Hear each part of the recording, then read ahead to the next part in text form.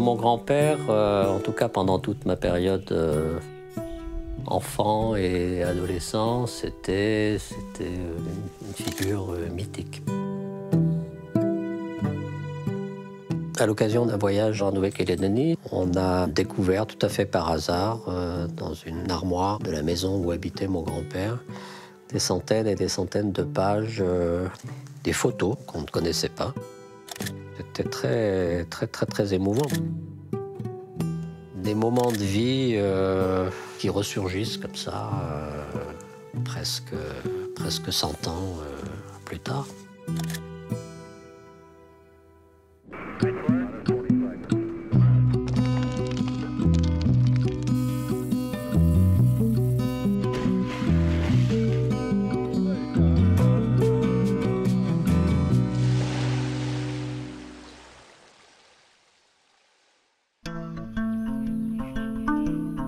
Paul-Émile Pasteur porte le nom de sa vocation religieuse. Ce jeune artisan suisse part en 1919 en Nouvelle-Calédonie pour y remplacer l'éminent pasteur Maurice Leenhardt et répandre la foi protestante auprès des populations kanaks. Ses photos et ses carnets intimes retracent les 5 années passées à la mission de Doneva. 5 années qui ont changé le cours de sa vie, bien loin des paysages familiers de sa Suisse natale. Mon grand-père est né en octobre 84 sur les bords du lac Léman. Dans un milieu assez modeste, il ne roulait pas sur l'or. Il était croyant, bien sûr, protestant.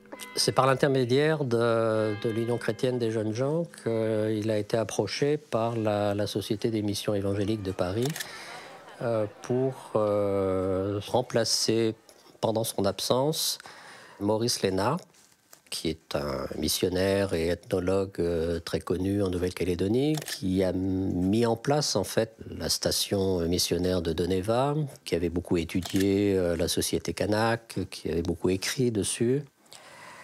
Et donc mon grand-père, il était à la fois excité et également très inquiet de ne pas être à la hauteur de la tâche. C'était quelqu'un qui se posait pas mal de questions.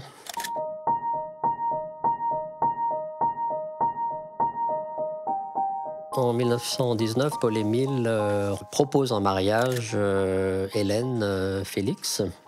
Et quelques jours après, il s'embarque sur la Lorraine. Et là, il commence à écrire son journal, ses impressions. Départ de Lausanne, 9 septembre 1919, 5h50. Comme c'est meilleur de partir quand on sent que ceux qui restent comprennent et ont la force de vaincre leur souffrance. 2 octobre 1919. Il fait nuit lorsque nous arrivons à New York. Depuis longtemps déjà, nous en 16 novembre 1919. Le parfum des bois noirs nous apporte l'assurance que nous sommes en vue de Nouméa. C'est à la fois la joie d'arriver et le regret de dire adieu à cette vie du grand large.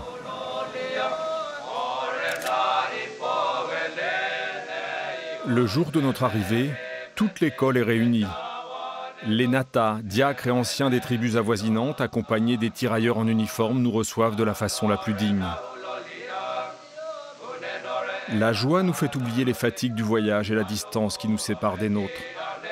La cérémonie nous émeut profondément, comme cela est bon de se sentir attendu. Je suis impressionné par la grande puissance de travail de Maurice Leenhardt, par sa capacité intellectuelle et morale supérieure. Il a réussi, malgré toutes les oppositions de partis et les petitesses administratives, à mettre sur pied une mentalité protestante qui est reconnue et respectée de toute la colonie. Il a fait connaître à l'indigène une plus grande France que celle qu'ils ont sous les yeux trop souvent.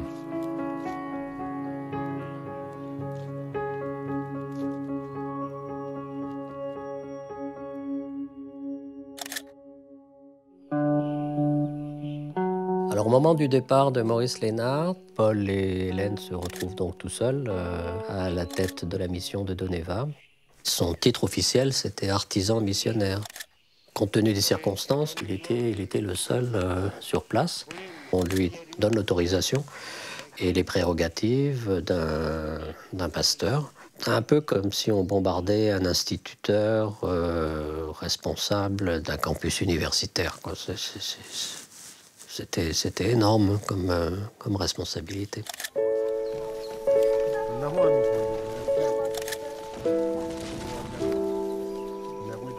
2 février 1920. Tout le jour, je me suis préparé à être digne de ma charge de demain. Je me sens lourd, terre à terre, petit, trop petit pour porter le poids immense de toute cette mission.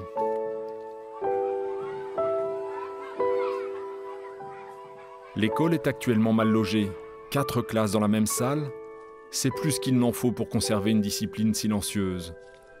Aussi vivons-nous sur l'espérance du nouveau bâtiment scolaire qui s'élève, splendide, mais si lentement.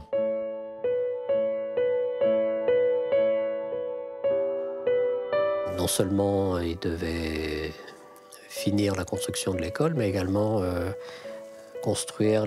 fabriquer les tables, les bancs.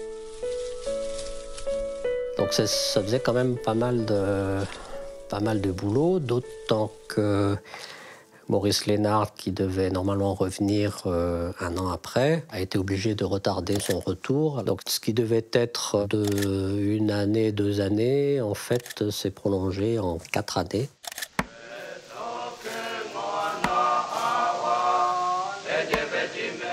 Il fallait vraiment tout faire de A à Z. Partir 1 semaine en forêt pour abattre des arbres, essayer de couper les arbres à côté d'une rivière pour pouvoir les faire descendre par la rivière. Profiter de l'occasion de la construction, ou en tout cas de finir la construction de cette école, en formant des artisans, des charpentiers, des maçons, etc. Et faire de cette école une école de la vie.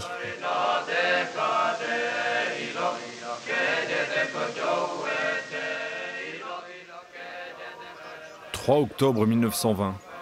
Il y a bientôt 1 an que nous sommes à Doneva. Pour l'instant, le grand travail en cours est l'achèvement de l'école en pierre.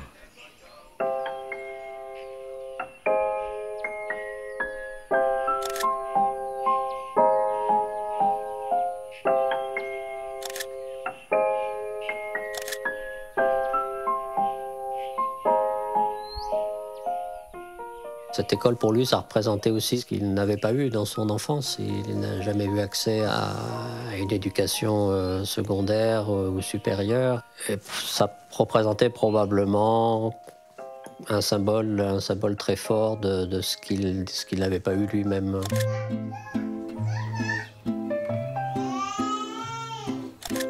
Emeline, leur première fille, naît peu après leur arrivée à Doneva. Et leur deuxième fille arrive 1 an et demi après. Ils habitaient dans une maison assez modeste.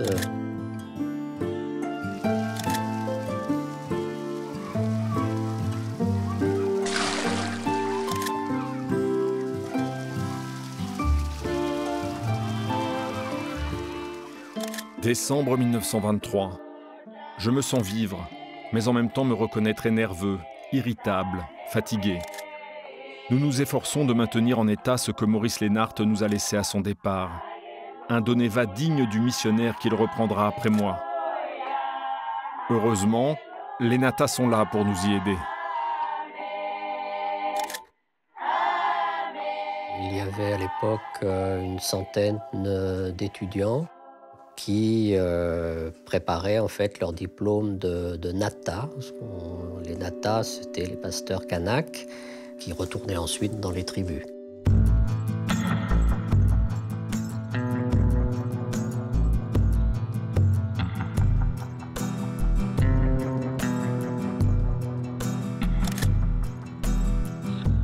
Mon grand-père, lui, il n'avait pas une vision coloniale de l'indigène, comme pouvaient l'avoir d'autres personnes à l'époque.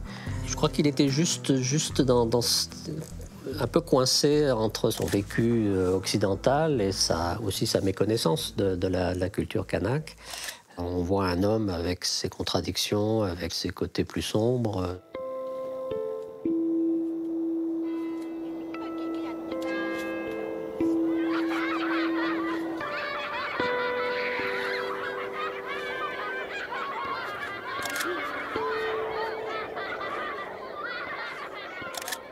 Maurice Lénard revient 4 ans après, ne reconnaît plus sa mission. Cœur lourd, il n'y a plus d'harmonie entre Maurice Lénard et moi.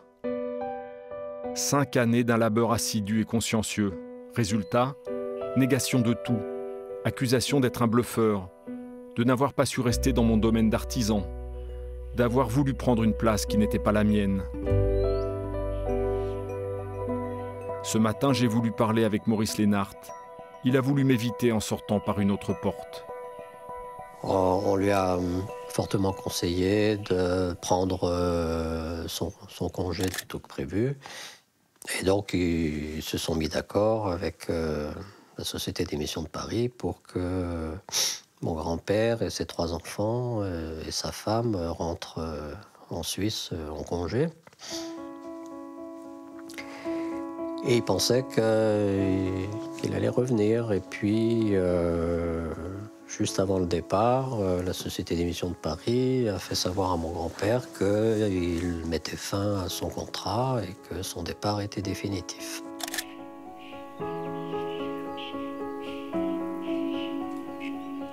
« 26 juin 1925, 6 heures du matin. La maison est vide.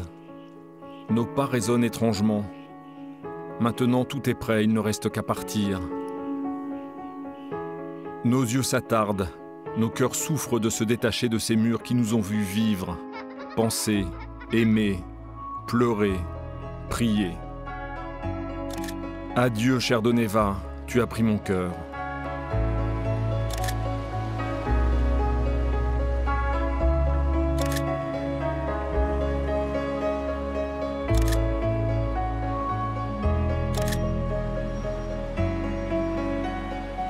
De retour en Suisse, Hélène continue à enseigner en tant qu'institutrice. Paul-Émile, lui, n'a de cesse de repartir en Nouvelle-Calédonie. Il rêve à toutes sortes de projets. C'est 10 ans plus tard que son souhait se concrétise enfin.